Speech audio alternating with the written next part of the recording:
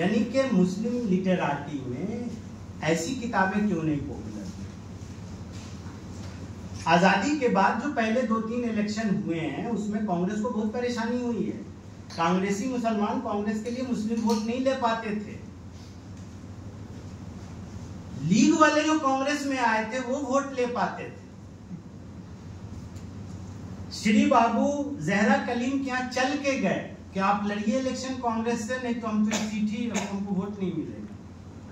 वो लीग में थी, लीग की एमएलसी रह चुकी थी। हमें इन सब चीजों पर सोचना होगा, हमारे अंदर के नैरेटिव्स बदलने होंगे। हमारी जो लिटरेटी है, चटराटी है, वो अब चीजों को थोड़ा सा बदले, क्योंकि ये फाइट बहुत बहुत लंबी और बड़ी होने जा रही है। क्योंकि अब तो इंस्टीट्यूशनल टेक ओवर भी हो गया। अब वोटर लिस्ट से ही चले गए, पता चला हम चले गए, अब हम क्या वोट डालेंगे? तो अब तो पहले ही लीक हो गए। पहले बूथ पे जाके गुंडे लूटते थे, अब इसके आगे हमें क्या, मैं बहुत कमजोर आदमी हूँ, घर पकड़ लेंगे तो मैं कुछ कर भी नहीं पाऊंगा। तो मतलब बहुत बुरी हालत है। अभी उसका अंदाजा नहीं है, जो जहाँ SIR करके जो हुआ है, अंदाजा नहीं है क्या हो रहा है। तो अब जब इलेक्शन से कई महीना कबल इंस्टीट्यूशन ही की मदद से इलेक्शन रिग हो चुकी, तो ऐसी सूरत में कितना मिनेसिंग है इसको समझना होगा। तो ये हम लोग के अंदर भी थोड़ा इंट्रोस्पेक्टिव चीजें कुछ हों, ताकि हम एंटी हिंदुत्व रेजिस्टेंस और सॉलिडेरिटी को हम मजबूत कर पाएं, और जो मोरल अथॉरिटी है फाइट करने का, हम उसको स्ट्रेंथेन करने में मदद कर पाएं।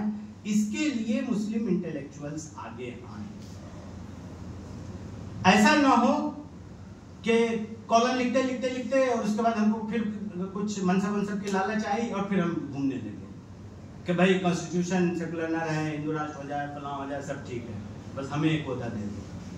तो अब ये सब ये इस तरह नहीं चलेगा। ओहदा ले लेने न ले लेने से कोई फर्क नहीं। अब प्रोफेसर लोग खामोखा भी बाई चांसलरी के लिए परेशान हो जाते हैं। सिर्फ 5,000 रुपया तनख्वाह में तब्दीली आती है महीना, और इतने के लिए क्या क्या कर लेते हैं। अगर तनख्वाहों पे ही जीना है तो कुछ और है, तो फिर तो कुछ नहीं कह सकते। तो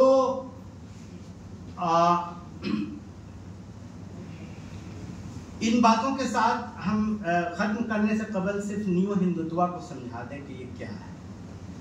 ये एंडरसन साहब से ही मंसूब किया जाता है, एडवर्ड एंडरसन के। इन्होंने शायद इस टर्म को ये किया है, क्वाइन किया है।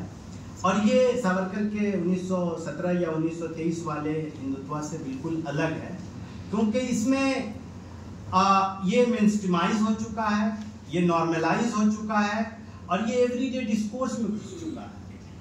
इसी को हिंदुइज्म बताया जा रहा है। और चूंकि रैशनल थिंकिंग की डेफिसिट बढ़ाई जा रही है, तो अब इसी को माना भी जाने लगा है कि अब इसको आप योग के थ्रू, स्पिरिचुअल मूवमेंट के थ्रू, सोशल मीडिया के थ्रू, पॉपुलर कल्चर के थ्रू भी आप कम्युनलाइज कर ले रहे हैं पूरे स्पेस को। ये है नियो हिंदुत्व, और इसकी भी 2 वेराइटी है, हार्ड नियो हिंदुत्व और सॉफ्ट नियो हिंदुत्व। सॉफ्ट वो हैं जो इंस्टीट्यूशन से इंटीग्रेट होके कर रहे हैं, अब कितने सॉफ्ट हैं समझ ही सकते हैं। और हार्ड वो है जो उससे मुंसलिक नहीं है, बस रात में निकले, काट दिया, अब वो सब्जी ले जाए, जब भी बोल देंगे कि गोमांस ले जा रहा है, वो फ्रिज में घुस जाएंगे, और फ्रिज में बाद में कुछ भी पता चले मटन है, सब्जी है, कुछ भी, लेकिन तो कट चुका है, खिलाफ तो गए, अब तो वापस आने से रहे। और स्टेट की पूरी यूनिटी में क्रिमिनल जस्टिस सिस्टम हमेशा फेल की है राइट्स में, लेकिन इसमें भी फेल कर रही बहुत विलफुली। तो और दूसरे ये कि नियो हिंदुत्व इसको इसलिए भी कहते हैं कि रोजाना नई कंस्टिट्यूएंसी में इसकी अपील मुख्तलिफ तरीकों से बढ़ाई जा रही है। तो इन सब के खिलाफ जो रेजिस्टेंस इन सॉलिडेरिटी हम लोग खड़ी कर रहे हैं, उसके लिए भी नए नए मेथड्स, स्ट्रेटजीज ढूंढने होंगे। जैसे रुचिका बहुत इफेक्टिवली कम्युनिकेट कर लेती है, अपने जाके अंजना से भी लड़ लेती है, वरना हमें तो वो दवाई दी थी वो तो वॉल्यूम ही लो कर दी जब बस में वो उसको लगा कि शी इज गेटिंग आउट स्मार्टेड, तो वो वॉल्यूम ही लो करवा दी, ऑडियो लो करवा दी आज तक में। और वो मतलब वो एंकर है ही नहीं, तो पार्टी प्रवक्ता की तरह यही बोलो कि पोर्ट्रेट वहां से हटे।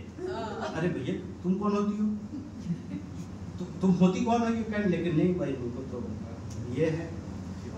तो इतनी पर बात खत्म करते हैं, अलग बात क्या खत्म, बात तो